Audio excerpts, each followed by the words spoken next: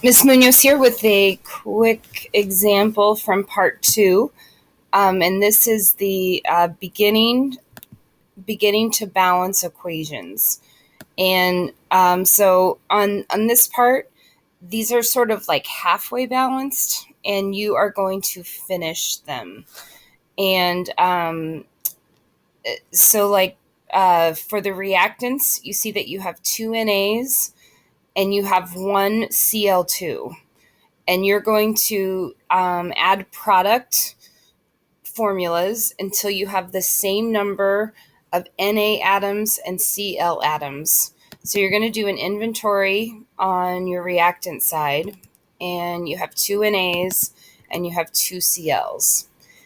And you've got to make the same number on each side. So you're going to move these boxes over until that happens.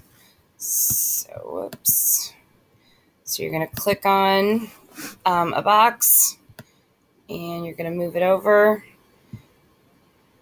So if I move over one box, that gives me one Na and one Cl. So I'm going to need another box. And when I move two, now I have two Nas and two Cls. So update my inventory.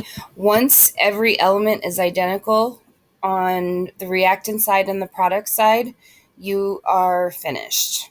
And your last step is to do your coefficients. And your coefficients come from counting your boxes. So I have two boxes of Na, and that's a coefficient of 2. And even though I have two chlorine atoms, I only have one box of Cl2, so that's a coefficient of 1. I have two boxes of NaCl, that's a coefficient of 2. And that is how you do an example from part 2.